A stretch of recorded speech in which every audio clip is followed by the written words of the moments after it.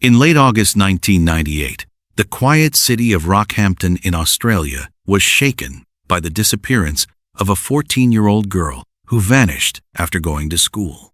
Her family had lived in the area for many years, so the news spread quickly, and many local residents joined the search in the hope of bringing her home. Months passed without results.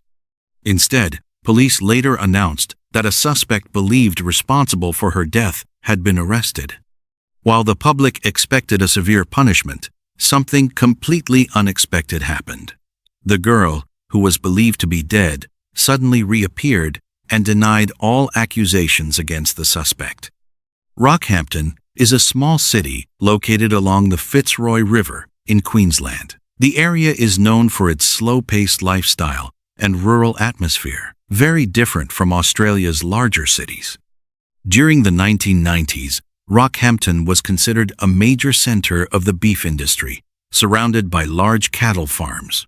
Local culture was closely tied to livestock farming, from festivals to traditional food. The Fitzroy River runs through the center of the city, creating a peaceful environment where residents often walk along the riverbanks, fish, or watch the sunset. Public safety in the area had long been considered stable, with serious crimes rarely occurring. However, toward the end of the 1990s, rumors began to spread about several missing women. Some residents believed a serial offender might be responsible, although police never officially confirmed this. It was not until a mysterious case in 1998 that authorities began to take such concerns seriously. On the afternoon of the 31st of August 1998, Jennifer arrived at the secondary school to pick up her daughter, Natasha, but could not find her. That morning, she had personally driven Natasha to school and watched her walk toward the entrance. After school, however, Natasha had disappeared without a trace. Teachers and classmates had no information about where she might be. At first, the family tried contacting relatives and friends but learned nothing. Concern soon turned into fear when Natasha could not be reached at all. The family reported her missing to the police.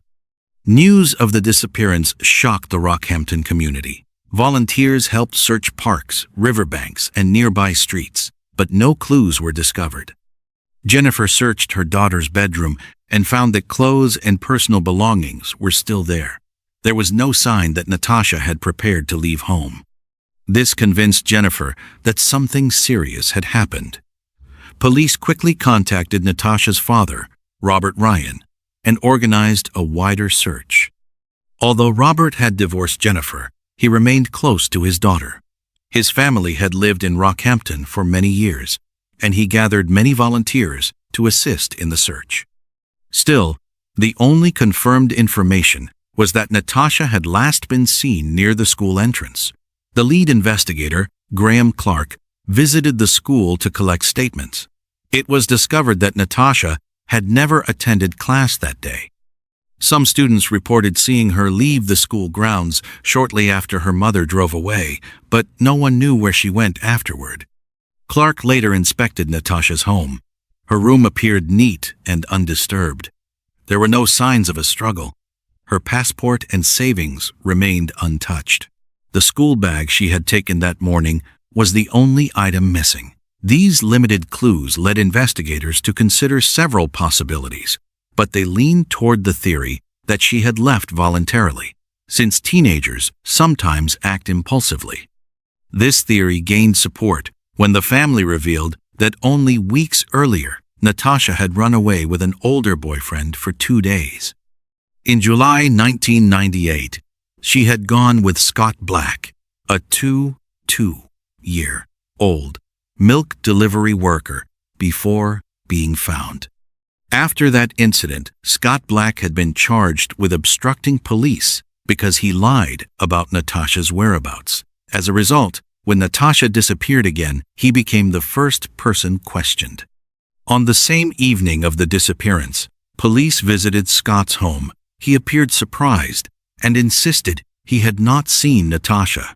Scott also gave investigators a handwritten letter he claimed to have found in his car. The writer identified herself as Natasha and said she had come to see Scott but would not return because she did not want to cause him more trouble. This letter led investigators to temporarily believe that Natasha might have left on her own rather than being abducted or killed. However, investigator Graham Clark suspected that the letter was actually a deliberate attempt by Scott Black to mislead the investigation.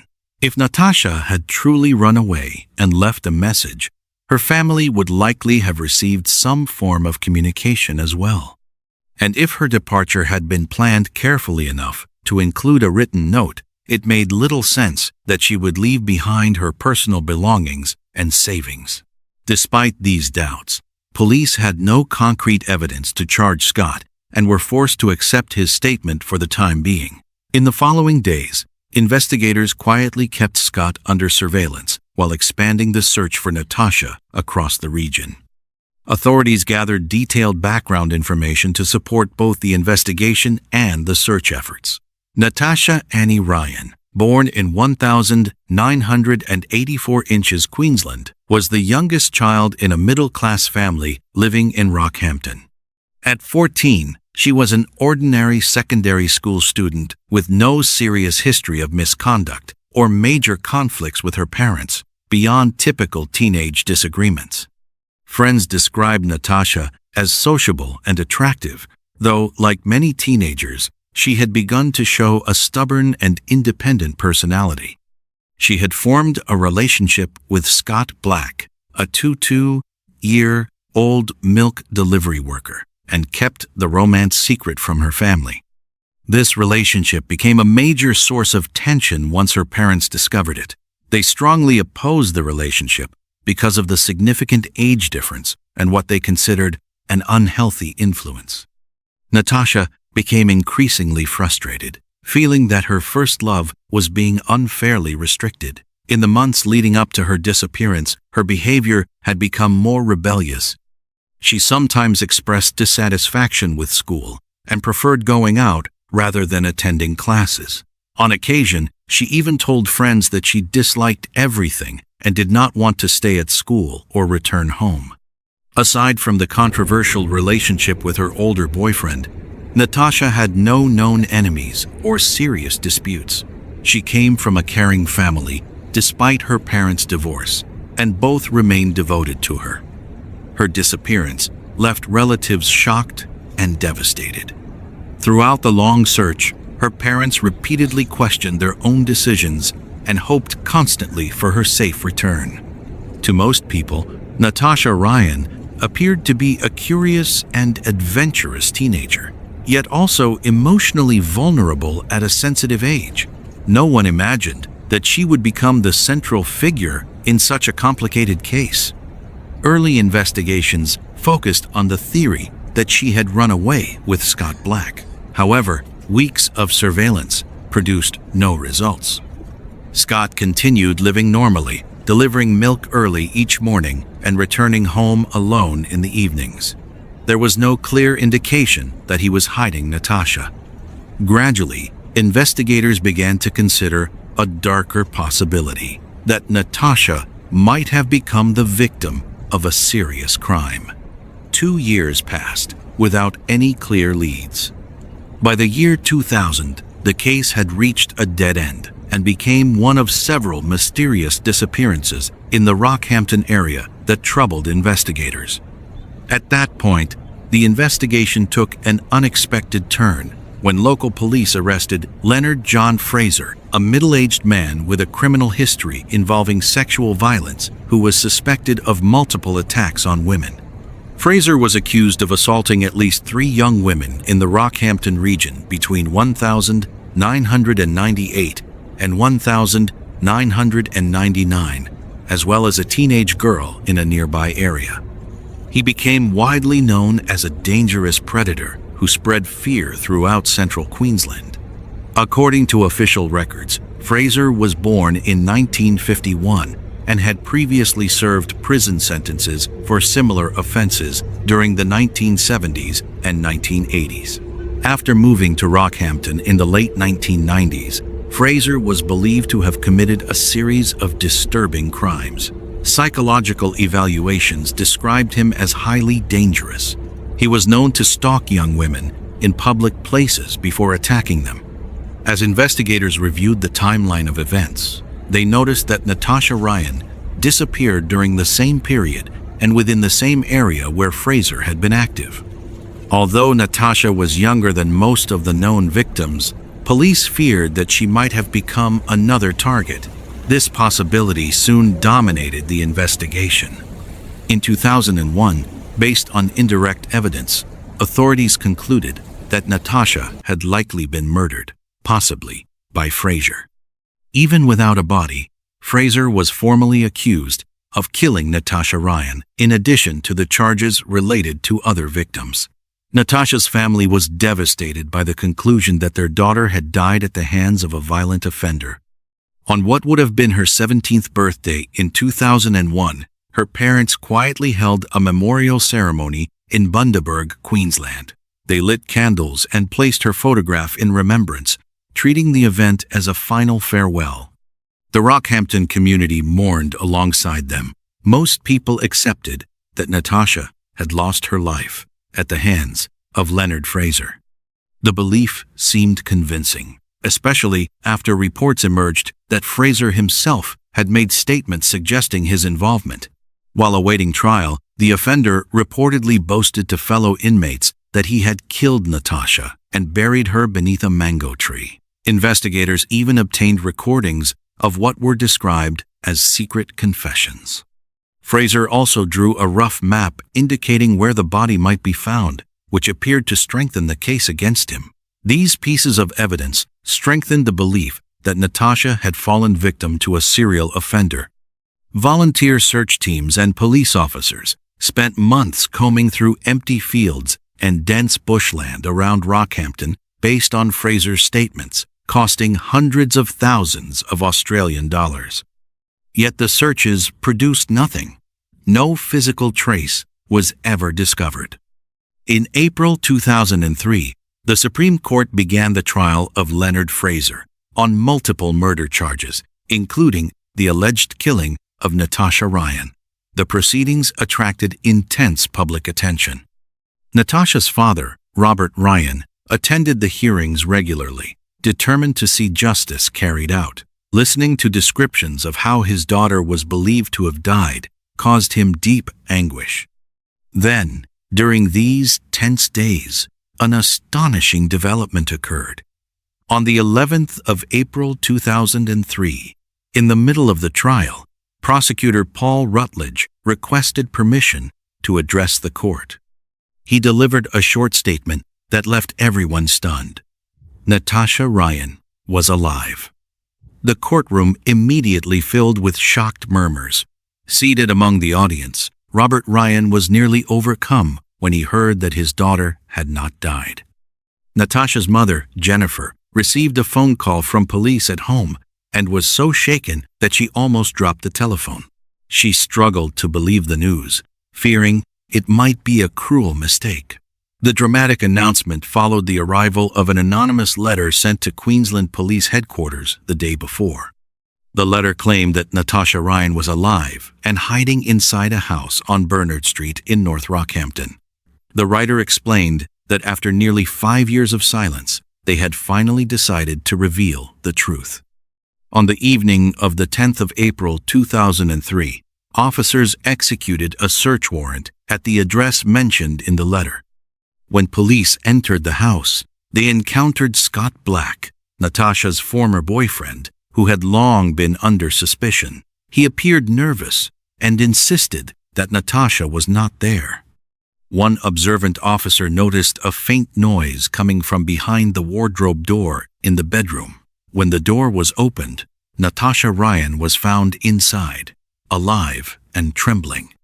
Now 18 years old, she had hidden so completely that her skin had turned unusually pale from years of limited sunlight. The officers could hardly believe what they were seeing. The girl they once believed to be a murder victim stepped out from the cramped hiding place where she had concealed herself. Natasha was taken to the Rockhampton police station. There, she made her first phone call to her father in 5 years. Through tears, she told him that she loved him. Robert Ryan broke down as well, later describing that moment as the happiest day of his life. Jennifer hurried to the station as soon as she heard the news. Overwhelmed with emotion, she stood outside for several minutes, trying to steady herself before going in. The reunion between mother and daughter took place in a waiting room, where they embraced tightly, afraid that letting go might somehow cause Natasha to disappear again. Meanwhile, in Brisbane, immediately after the prosecutor announced that Natasha was alive, the judge dismissed all murder charges related to her disappearance from the case against Leonard Fraser. The accused serial offender reportedly appeared stunned when the announcement was made. His claims of killing Natasha were exposed as false, and the public was shocked by how close authorities had come to convicting a man for a crime that never occurred. Authorities in Queensland later launched an internal review to examine how the investigation had been handled. Serious flaws had allowed police to rely heavily on the unreliable statements of a violent offender. The question then became how Natasha Ryan had spent the previous 5 years. After calming down, Natasha explained everything. The truth turned out to be far simpler than the grim scenario investigators had imagined. On the 31st of August 1998, Natasha did not attend classes. Instead, she slipped away from the school gate shortly after her mother drove off and went to meet Scott Black, who was waiting nearby in his car. Natasha climbed into the vehicle, and the two of them left Rockhampton together. That same afternoon, she left behind her family and friends and began a hidden life that would last for years. Natasha had planned the escape with Scott in advance because she felt overwhelmed by pressure at home and at school. Scott took her to a small rented house in Yeppoon, a quiet coastal town about 40 kilometers from Rockhampton. There, they lived in extreme secrecy, to the point that neighbors were unaware of Natasha's presence. Scott continued working as a milk delivery driver to support them both, while Natasha lived almost like a ghost inside the house. During the day, she was never allowed near the windows. Curtains remained tightly closed at all times, and she could not attend school. Natasha spent her time teaching herself practical skills, such as sewing and using the internet. She even began learning German in order to pass the time. Occasionally, Scott allowed her to go outside late at night when the streets were empty. Sometimes, they drove to the beach after midnight so she could experience the open air. During the first 2 years, Natasha reportedly left the house only 6 times, always under cover of darkness. Over the years, the couple changed residences several times to avoid being discovered. Whenever visitors came to see Scott, Natasha would hide inside a wardrobe in the bedroom and remain silent until they left. Gradually, life inside the wardrobe became routine for Natasha. She cut off all contact with her family, even though many nights she quietly cried and thought about her parents. Later, she admitted that she had often wanted to call them, but never found the courage. Fear outweighed affection. In the mind of a frightened teenager, Natasha believed that if she revealed herself, both she and her boyfriend would immediately be sent to prison. That fear kept her silent for 5 years, even as her family continued searching and an innocent person was accused of harming her. Scott Black also carried a heavy burden. By hiding a minor, he had committed a serious offense, yet he continued because of his attachment to Natasha. Throughout those years, Scott told no one the truth, not even close relatives. The pressure pushed him to fabricate the handwritten letter that he presented to police in the early days of the investigation, hoping to divert suspicion. When news spread that Leonard Fraser had been arrested and accused of killing Natasha, both Scott and Natasha were reportedly shocked, but also relieved. If everyone believed she was dead, the search might finally stop. After Natasha's family held a memorial, and investigators concluded she had likely been killed, the couple felt less pressure. Eventually, They even moved into a house in North Rockhampton, only a few kilometers from Natasha's parents. She was living close to her family while remaining completely hidden. This situation continued until early 2003, when suspicion began to grow. A local acquaintance of Scott, who worked as a massage therapist, noticed unusual signs around the house. On several occasions, she thought she saw a young woman moving inside late at night. At first, she assumed she was mistaken, but the doubts persisted. Eventually, she decided to inform police through an anonymous letter. Fearing involvement, she chose not to reveal her identity, but provided detailed information about Scott Black and the unknown girl believed to be living with him. That letter ultimately led to Natasha Ryan being discovered and ended nearly 5 years of secrecy. The revelation that Natasha was alive completely disrupted the trial against Leonard Fraser. Judge Brian Ambrose immediately dismissed the charges related to Natasha and temporarily halted proceedings to review the evidence. Fraser's defense lawyers argued that the remaining charges should also be reconsidered because confidence in the investigation had been damaged. Despite those arguments, the trial continued for the other murder charges. Natasha Ryan later appeared in the Supreme Court in Brisbane on the 30th of April, 2003, as an unusual witness in the case that had once treated her as a victim. Before the court, Natasha stated clearly that she had never met Leonard Fraser.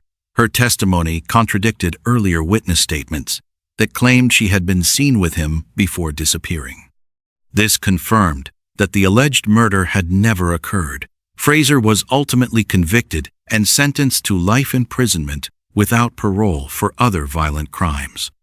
For Natasha and Scott, the story did not end with her discovery. Both soon faced legal consequences. Scott Black was arrested on the night of the 10th of April, 2003, and charged with providing false information and obstructing justice. He later admitted his actions in court. In 2005, Scott Black received a 3-year sentence. 2 years were suspended, meaning he served about 12 months in prison. The judge noted that his behavior had caused major public expense and unnecessary suffering for Natasha's family. At the time of sentencing, Natasha had already given birth to their son, who was about 1 year old. Public reaction toward Natasha was initially harsh. Many believed she had staged the disappearance, wasting resources and causing emotional damage to many people. Prosecutors in Queensland charged her with deliberately causing a false investigation.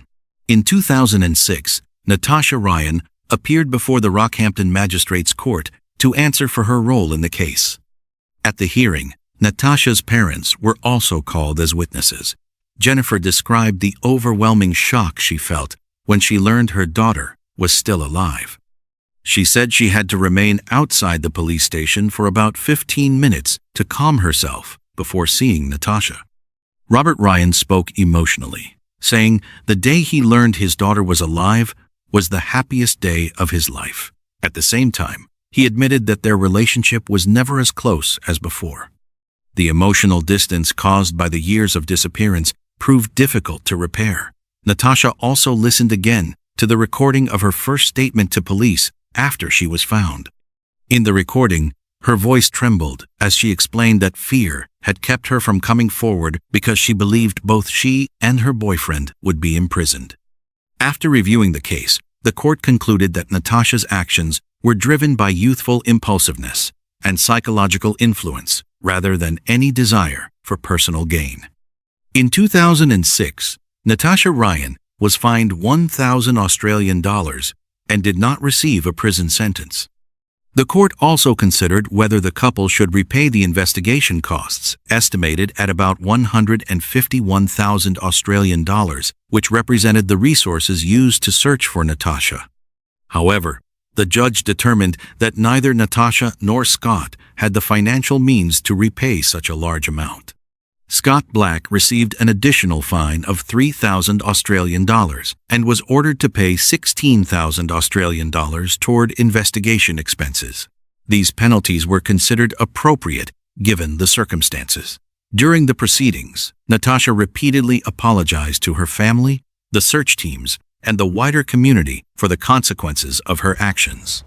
She expressed regret and stated that she accepted the court's decision. Her lawyer argued that Natasha had already endured years of self-imposed isolation and deserved a chance to rebuild her life.